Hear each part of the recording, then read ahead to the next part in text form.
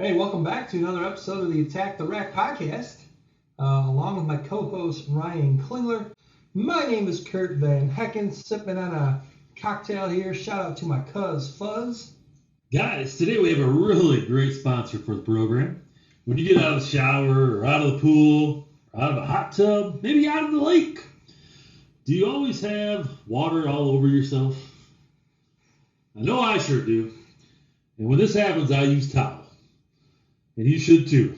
Thank you to Towel for sponsoring this edition of the Attack the Rack podcast. Absolutely. You and I talk about this all the time, Ryan. We're not going to allow a sponsor of the program unless it's a product that we use. Well, I mean, how many times have we used towel? Yeah, I mean, we use towel. All our lives. A couple of weeks ago, I know you sit in your hot tub nearly every day. I was over sitting in your hot tub along with you a couple of weeks ago, and we got out, and what did we do? We had to use towel. Otherwise, you're going to be all wet. Yeah. So nobody wants that. No. Welcome to the Attack the Rack podcast. I am your host, Curt Van Hecken, and you are tuning in to the number one rated podcast on the planet based on the people that rated it number one. The Attack the Rack podcast is brought to you by Get to 2 Media.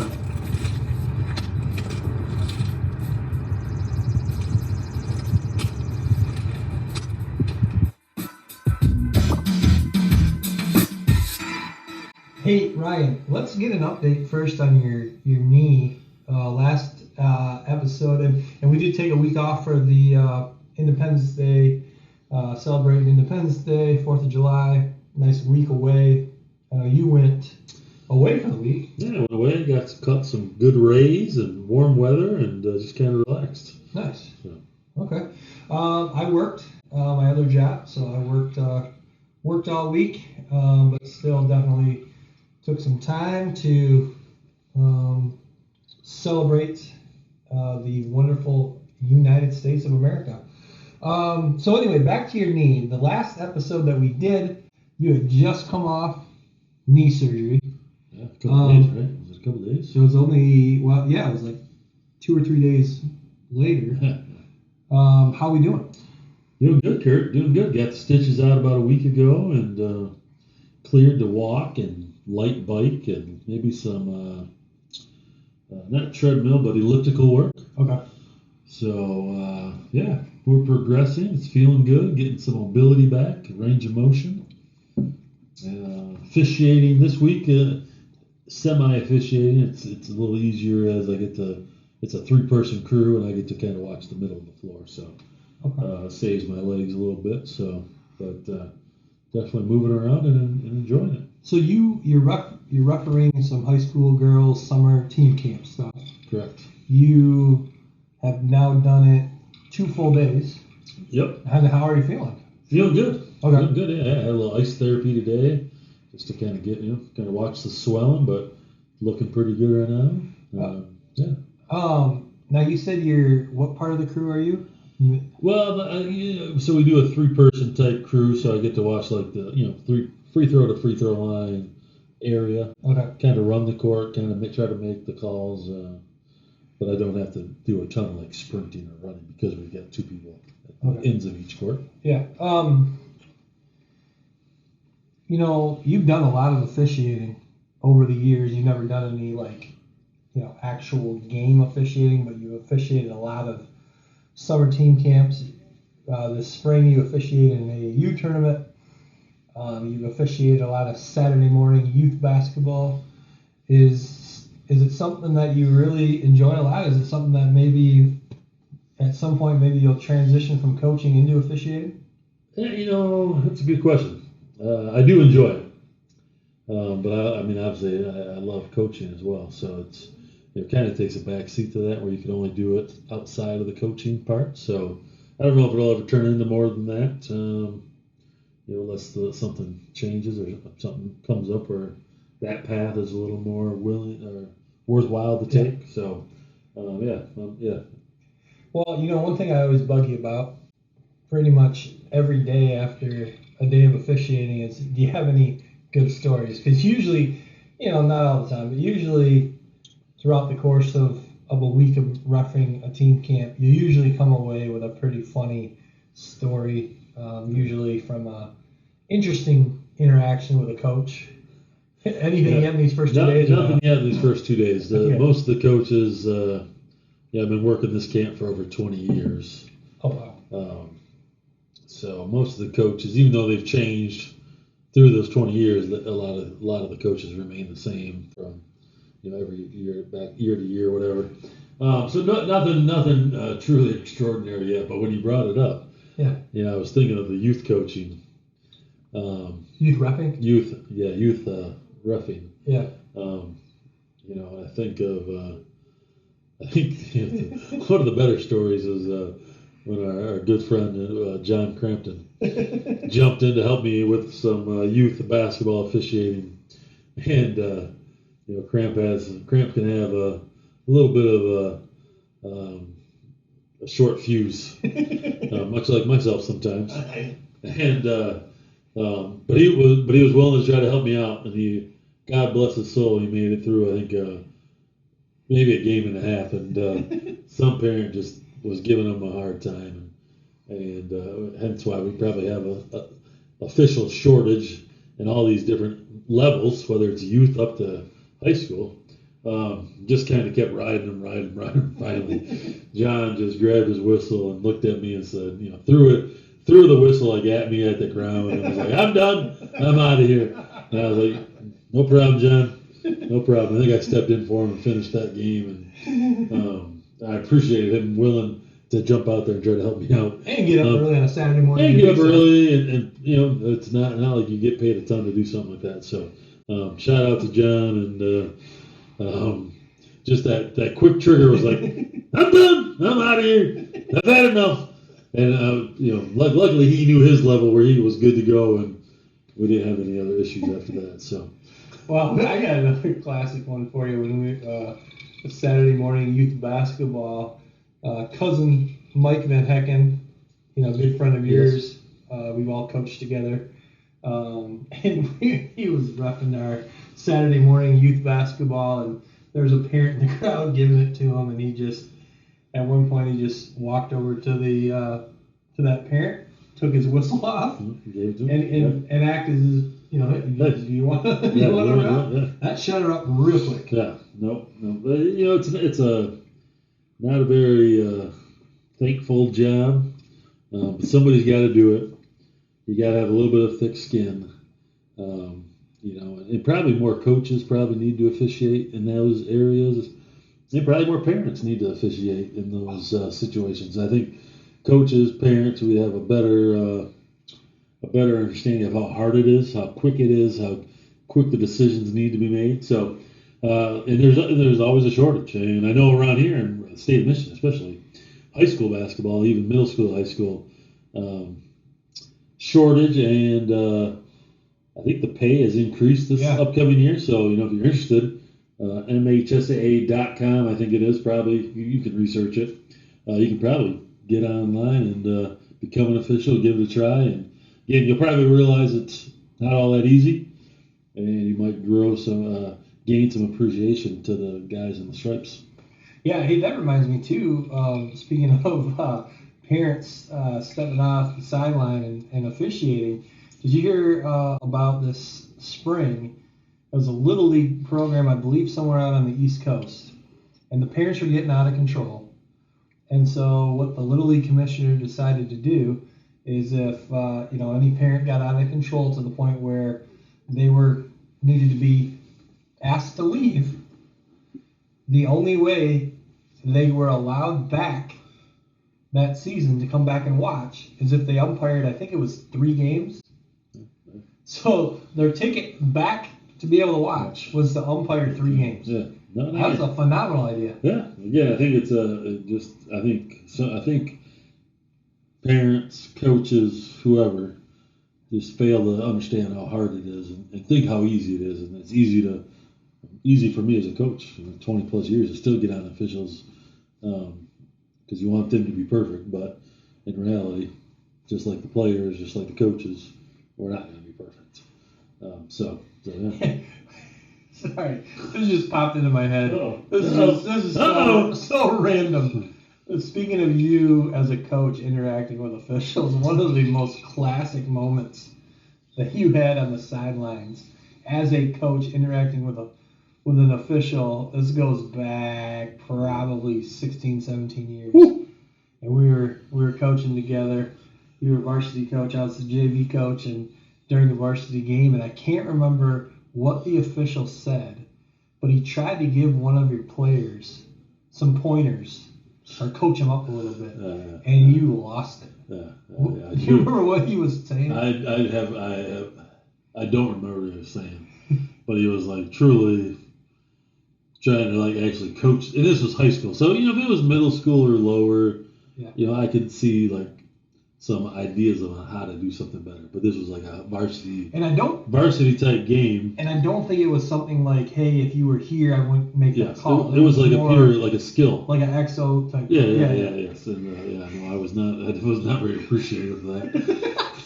I just remember you yelling, "Don't you coach my kid!" Yeah. We probably weren't playing real well either, or something like that, man. So my adrenaline was probably on the other side of anger. And the other things. Classic moment.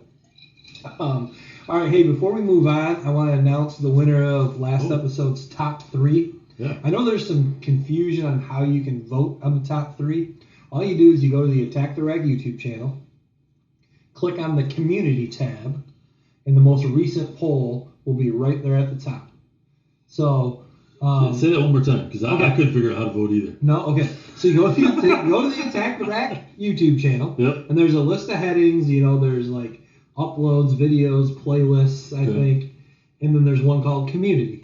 All you do is you click on Community, and it'll take you right to a voting to all the different polls the Attack the Rack YouTube channel has had, Gotcha. And the most recent one from the podcast will be right there at the top. Okay. So that's find the community button. Yes. Community. Yes. So last week, it was 2 weeks ago, the Attack the Rack top 3 brought to you by Mr. Ryan Klingler. The question was top 3 favorite arcade games. Yeah. And mine were NBA Jam, Skee-Ball, and Pac-Man.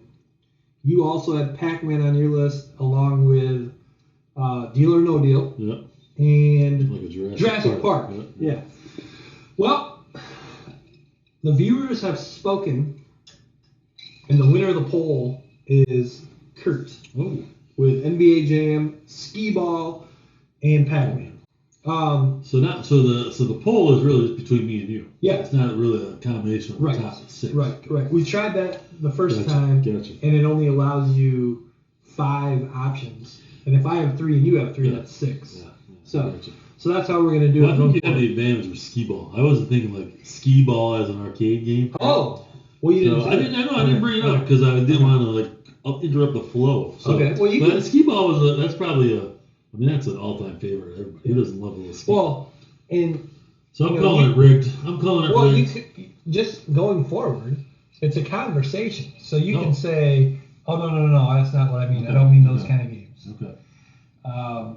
And we got today's top 3 coming up towards the end of the program. So stay tuned for this week's top 3. All right, I'm going to take a quick break, and then we'll be back with more of the Attack the Rack podcast. And welcome back to the Attack the Rack podcast. All right, Ryan. Victor Wembanyama, number 1 overall pick, now has had 2 NBA Summer League games. First one, not so good. He did have 5 blocks, but offensively, he was 2 for 13, 9 points. He did have a couple really nice passes, but not a good offensive performance by any means. 2 for 13, that's not good. And then last night, 27 points. So first game, not so good offensively. Second game, a lot better. would you say you are more concerned by the 2 for 13 output in game 1? Or are you more encouraged and confident by 27 points last night in his second game? Definitely, you got to be encouraged. I mean, to go out there and be able to score 27. He's going to be a solid player. I mean, I don't know how many players actually move on from the summer league teams. So it's still going to be a very tough go, I think.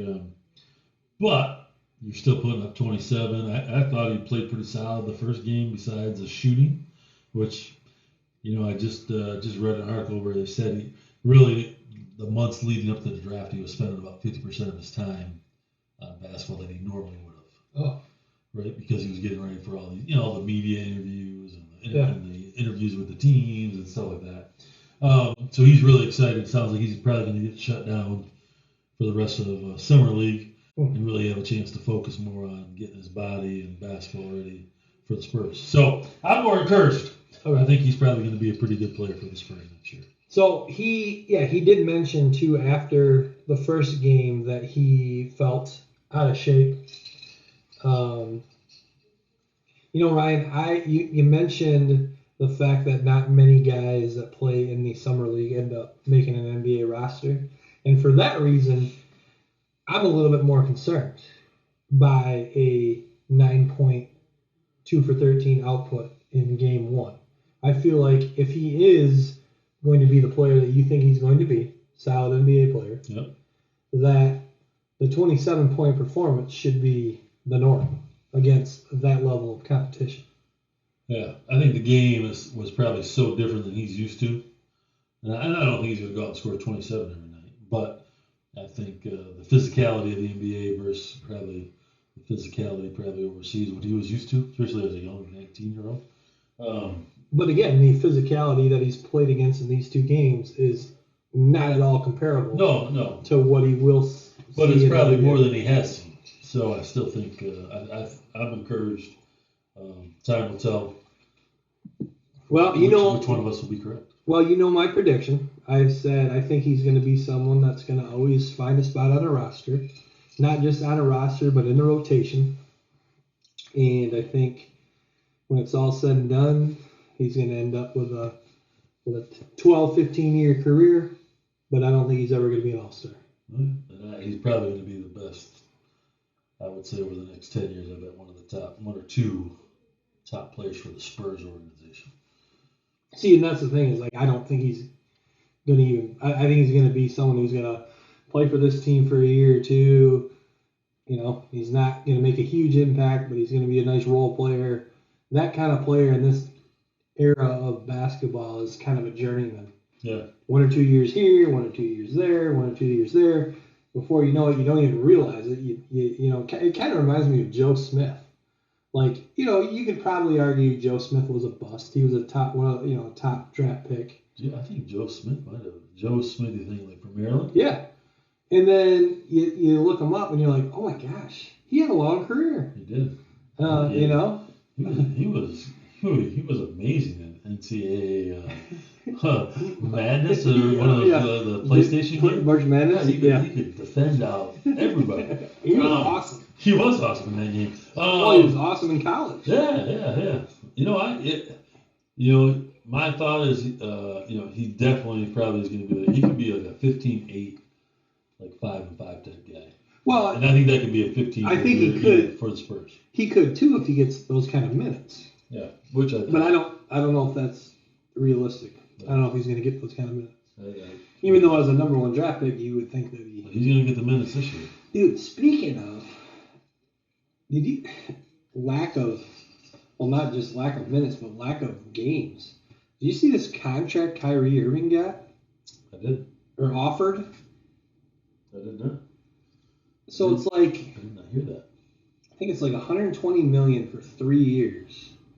And then there's a bonus, like a few $1 million bonus, if he plays only 55 games. Really? They still play 82 games? Yeah, you play 2/3 of the season, and you get a few $1 million bonus. Maybe he hasn't played that many games. He's probably no one does. It's crazy what's going on. It's load management. Longer careers, Curt.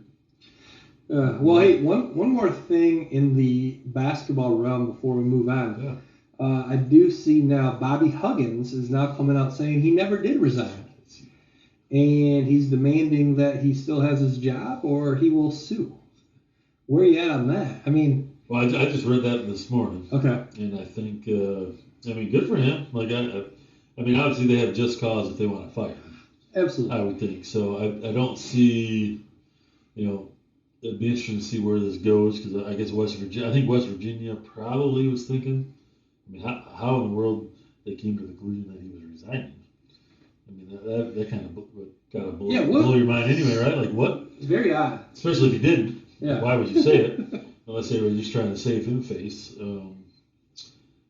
Obviously, probably not great news for West Virginia basketball. I think they've kind of been a respected program. So where does this take them, right? What type of battle are they have to fight? And then if he's not coaching or this whole thing happens, how does that distract from the program itself? So, yeah, definitely interesting.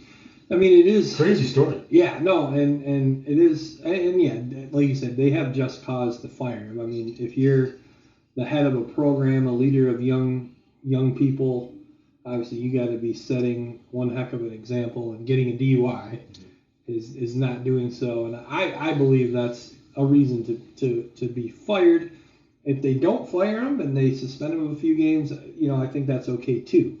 But certainly, if that's the decision made, I think it's justified. Yeah. But how crazy is it that you can be a Juwan Howard and you can physically assault an opposing coach and not get fired, but you can get fired if you get a DUI? Well, yeah. I guess I would say, you don't want that stuff to happen, right? Whatever happened with Juwan and the Wisconsin coach and the outcome of that whole thing. You don't want that stuff to happen, but in reality, I mean, the competitiveness, I guess, probably gets the best of us. It's gotten the best of me, I'm sure. That could be a whole series of podcasts. Yeah. And I think you just kind of try to figure it out, and if you're a pro, I guess are the coaches, I think there's always a balance. Are the coaches that much different than the players? Like, would you totally get rid of a kid if he made a mistake? No, you're hopefully trying to teach him, and I think the same could be said for coaches. Like you said, nobody's perfect, right? And I think in this world we live in today, sometimes everything needs to be perfect, and we forget that. That's pretty hard to do. Mm-hmm. I am interested to see how this whole thing shakes out with Huggins, just because, does it just go from hey, he resigned, hey, I never resigned? That's just two different stories. Well, and we talked about this two weeks ago on the podcast, or even 3 weeks ago. Mm-hmm. So it's not like this is just happened, and it's like, why now? A couple, 2-3 weeks down the road, now is he even coming out and saying this? Where did this? Why did he wait? I mean, is there? Well, here's the thing. We're going to find out. It's about to go down. Yeah. Well, hey, it is All-Star Week now, baseball, Major League Baseball. We are filming this on Monday, July 10. Tonight is the Home Run Derby. Tomorrow night, Tuesday. Dale, when's this podcast going to come out? Is it going to come out? So this podcast might be coming out tomorrow, Tuesday, the day of the All-Star Game. I know you and I grew up, both of us, we've talked about this before, we both have grown up baseball fans when we were kids, collecting baseball cards. We've both kind of grown away from the game. For me, obviously I've gotten more into football and basketball. I don't think that is why I've grown away from baseball. I think it's just something about it has just made me lose interest. I know you've grown away from baseball too. For you, is it more of a lack of interest, or just your time is more consumed by other things like basketball, football? I think baseball became like a little too slow for me, So it'd be interesting. I'm hoping to attend the Tigers game this year and just see if the pitch speed, if that kind of makes a difference. Pitch clock. Yeah, pitch clock. I can remember growing up and like playing like the fantasy. I would put in all the stats of like old players into like a fantasy like computer program, and I just knew I knew all the stats of, like from like 1970s all the way up because I would input them all the best players. You just put them into what? You put them into like the statistical program. Really? And then those guys would you could play with those guys along with new guys. Like the new guys. Like out of kind of like a fantasy baseball, or kind of like a fantasy baseball rotisserie. Okay.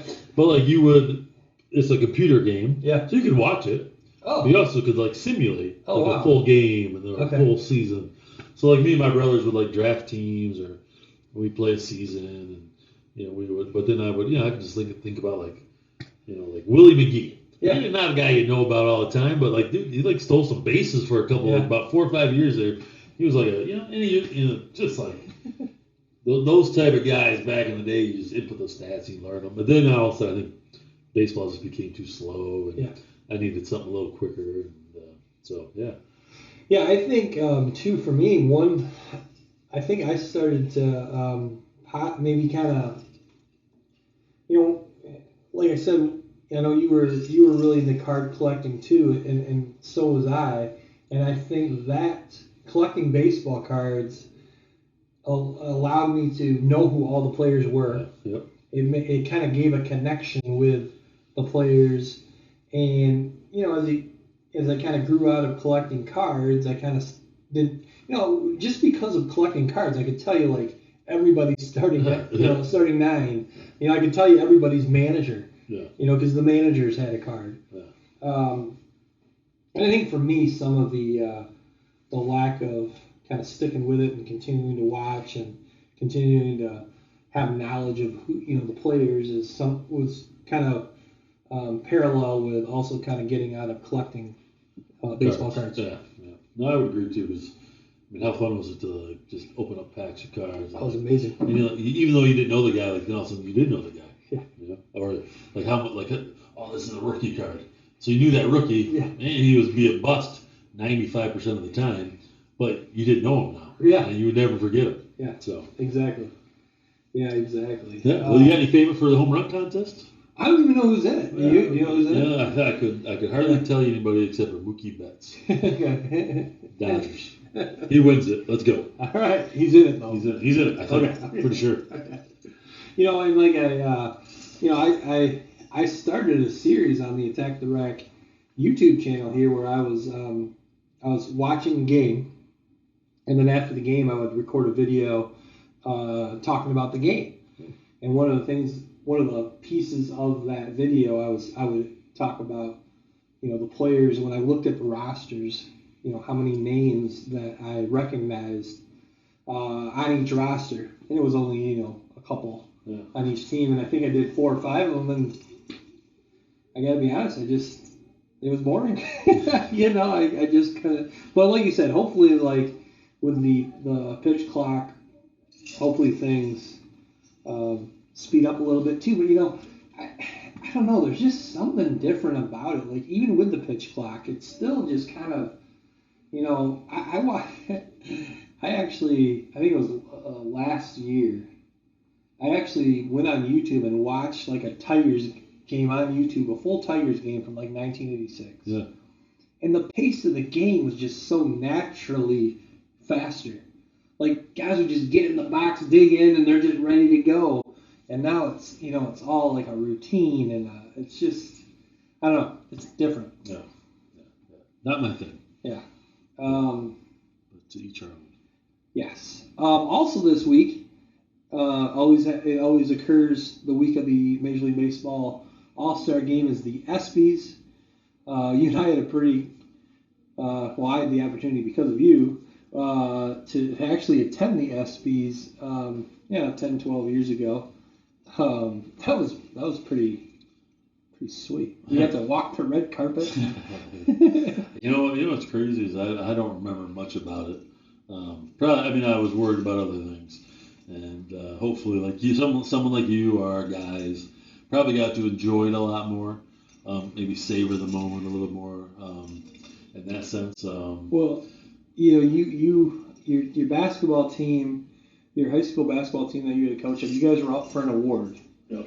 And I think you were scared to death of the possibility of winning that award and having to make a speech on national television in front of, I don't know, there's a few thousand people there. Yeah. Most of them are celebrities and athletes. Yeah. And I think that's probably, you were so consumed with that you didn't get the chance to like really take it all in. Yeah, probably a little bit. There, definitely. And who knows? You think they probably tell people that they're winning so they're prepared? I don't know. Yeah. Well, we didn't even realize, but your award that you guys were up for actually got announced during a commercial anyway. So you wouldn't have even had to make a speech. Exactly. Which that would have been nice to know. It would have been awesome to know. And no hatred to ESPN because they treated you. We appreciated the opportunity, and our guys, I think, that were out there. It was kind of a nice break from reality. It was really cool. Most of the people we met were fantastic and gave their time to us, to our guys, in a good way. So. Oh yeah, I remember we went to. We stayed at a pretty nice hotel, the Westin. Most of the higher end clientele, celebrity athletes, they were staying at the W. Yeah. And we got to go to the W and just hang out. Yeah. And I remember seeing Jason Kidd, Kevin Love. I think he was a rookie. Probably close, yeah. Chris Berman. We got to talk to Chris Berman at the W Hotel. It was awesome. Like, talked to all of us. Yeah. And then I can't remember. We had to go back to the Westin because that's where we were, or back to the W the night of the show to take the buses from there to the show. Yeah. And I think was Jimmer Fredette on our bus? You remember? I don't. Maybe we weren't even on the same bus. We might not, because I remember the after bus I had the guy from the New England Patriots. Yeah, Teddy Bruschi. Teddy Bruschi. Yeah. I forget what he said. I think you were on that ride. Yeah. So. Yeah, but I don't remember. Maybe we. We rode. There was a guy from the Boston College football. Boston College who suffered, had an injury. I think he recovered from cancer. Yes. Yeah, he was on our bus too. Yes, so we were on the same bus. Maybe Fredette was on the bus. I think he was. Jimmer Fredette. Yeah. And then, but yeah, like what you were talking about, the bus after the show to the after party. Yeah, I think we told the story on a previous podcast. You were, I think you were right behind me, and they had these coolers at the front of the bus, and you could grab a drink. So, I grabbed one. You were right behind me, and someone said, "Hey, can you grab me?" So you grab one for you and one for that person. And Teddy Bruschi goes, "Hey, man, only one per person." And he was totally messing with you, and you were like, "Oh, sorry." Hey. And then he just started laughing. I ain't messing with an NFL middle linebacker, Curt. Sorry. As big and strong as I was, no. Still wasn't going to mess with him. So, anyway, yeah, that was pretty cool. But hey, let's get out of here. Another great episode of the Attack the Rack podcast. Before we go, we've got brought to you by Realtor Ryan. We have this episode's top 3. Real Estate Ryan has been in real estate for over 20 years and can help you with all your real estate needs. Realtor Ryan has helped me in my journey in learning about real estate, and he can do the same for you, whether you're looking to buy, sell, or just learn more about real estate in general. Ring Realtor Ryan. All right, Ryan, it is my week to pick the top 3. Okay? Yep. So it's going to be your 3 versus my 3. Gotcha. We're going to alternate back and forth like a draft. So we are going to eliminate the possibility of us having the same Okay. So if I select, you can no longer select. So we're not going to have a situation like we had with the last top 3 where we both had picked. Okay. All right. Okay. So this week's top 3. Okay, you are in your backyard having a barbecue. Yep. You've got a table, and all you have is 4 chairs. Okay. 1 chair belongs to you. The other 3 belong to one, a former or current NBA player. Okay. Former or current NFL player, and a former, current, or former Major League Baseball player. Now, these don't have to be your favorite. Yeah. These have to be people that maybe you find interesting. Maybe you would. It's all about sitting down, having a meal with these 3 people, and having a great conversation. Yep. All right. Okay. So, as always, we got to determine who goes first. All right. So I am thinking of one of 2 animals in my head right now. Okay. Either a tiger or a lion. If you get it right, you get to go first. If you get it wrong, then I get to go first. Okay. Can I guess a liger? A liger is not one of the options, but that would be pretty cool. That would be pretty cool. Let me go. I'm going to go, because I'm not a baseball guy, I'm going to go lion. Okay, you're going to go lion. Well, hey, I got to let you know, you're pretty close. Oh. Pretty close. But I was actually thinking of a tiger. Gotcha. Which means I get to go first. Okay. All right. All right, so I'm going to start with NFL player Barry Sanders. Now, Barry Sanders is someone that I think it'd be interesting to see how he would interact in a conversation at this barbecue. He seems a little bit more reserved, a little bit quiet, but I'd be interesting to see what he would say, how he would interact, and I think it would be very compelling and very interesting. And I'd love to kind of ask him about his retirement, why he retired early, and things like that. Okay. All right. So no specific order, right? Right. I'm going to jump to the NBA. Okay. And I just think it'd be fun to have him around and have a good conversation with him. I'm going with Charles Barkley. Great guess. Yeah. Great pick. Yeah. Great pick. That'd be a fun one. Yeah, definitely. I'm going to go Major League Baseball. And this guy had a long career in Major League Baseball. I believe he plays in the minor leagues as well. But he was a longtime broadcaster. And his name is Ernie Harwell. Ooh. And I think it would be amazing to have a conversation with the late, great Ernie Harwell. All right. Probably one of my favorite human beings, period.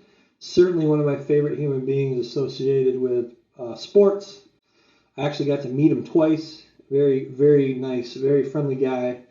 Very smart guy, very intelligent guy. And I think it'd be pretty cool to have him as a part of this conversation. So, recap, I got Barry Sanders from the NFL, and I got Ernie Harwell from the Major League Baseball. All right. Yeah, I think I'm going to jump then to the NFL, and I'm going to go, and I'm probably choosing more current, but I'm going to go Peyton Manning. Okay. I think just be able to I think he's obviously pretty funny when he does some of the Monday night football stuff with his brother. He is great. Great personality. And I think it'd just be interesting to get a little insight into his football mind as well. So, sure. Peyton Manning. Yeah, and he was phenomenal when he was on SNL. Yeah. Too. You never would have guessed that he would have this great personality. Was that on SNL where he did the skit where he's throwing it to the kids? Yeah. Getting all mad at him in the playground when they couldn't catch the ball or couldn't run the route right or whatever. Great skit. All right, so what am I left with? I got baseball, Ernie Harwell, football, Barry Sanders. So I got basketball left. I'm going to go with Larry Bird. Another kind of more soft-spoken, reserved, kind of quiet guy. But I think he has one heck of a story. and I think it'd be fascinating to pick his brain and just see how he got from, growing up in French Lick, Indiana, to and then being one of the top NBA players of all time. Well, so I'm last here, and I go to Major League Baseball. I'm going to go. I mean, I think I've got a cast right now. I mean, I've got Charles. Peyton Manning. I've got a great. We should have some good conversation. So I've probably got to pick somebody who can fit in with those guys. Yeah. I will say. That I think you're the favorite to win this week's poll. You came up with some good ones there with Barkley and Peyton Manning. Let's see how you round this out. Yeah. Baseball. I got a good one for baseball too. See, it's funny because I think back like how much I used to watch like Sunday night baseball. Yeah. Wasn't there a show like every night too? Baseball Tonight. Baseball Tonight. Yeah. I'm trying to think of one of the announcers on there who was the next player. Joe Morgan. Cincinnati Reds. Yeah. That dude was so smart and knowledgeable and interesting. And I just read there was a huge article recently. So I think I'm going to base this on my article I read. Yogi Berra. Oh, okay. Because it was going on how he was probably an underappreciated baseball player. Okay. Comparably to the people around him during his time. Sure. Because there were really a lot of great players, I think, that played with him or against him. Yeah. But he had outstanding numbers, and obviously had a great career after baseball. Yeah. And he was maybe he was probably more quiet, so maybe he wouldn't fit in with my other two as well. But I think his mind would and the stories he'd had would be amazing. So, yeah. Oh, yeah. So I think I was leaning to someone more probably earlier on, but I think now that I thought about that story I read, I think it's an ESPN or Sports Illustrated. Yogi Berra. Okay, I like that. Yeah. That's great. So you've got Charles Barkley, Peyton Manning, and Yogi Berra. Yep. And I've got Ernie Harwell, Barry Sanders, and Larry Bird. Yeah. When you were trying to come up with your baseball player, an honorable mention player. If we were going to have honorable mentions, I had someone that popped into my head who I think would be phenomenal to have a conversation with, and that's Ricky Henderson. Ooh, yes. That probably would have been good. He was on my list, I think. I was thinking even probably more recent at the top of my head, if we were on honorable mention, would be Big Papi. Oh, yes. I just love listening to him when he was on some of the, when he does some baseball stuff. Yes, so. He is hilarious. All right, guys, so remember, to vote, you go to the Attack the Rack YouTube channel, you click on the community tab, and then you pick either Ryan's 3 that you would rather have dinner with, or my 3, and we will barbecue with. Not just dinner, barbecue. Yeah. We're hanging out in the backyard. Barbecuing. Yeah, we're barbecuing, then we're sitting down at a table for 4 in the backyard, having a nice conversation. Yeah. So, obviously we will announce the winner on next week's episode of the Attack the Rack podcast. Sounds good. All right, until next week, we'll see you later. Please subscribe to the Attack the Rack YouTube channel and hit the notification bell so you are updated every time we post. Also, please like, comment, and share.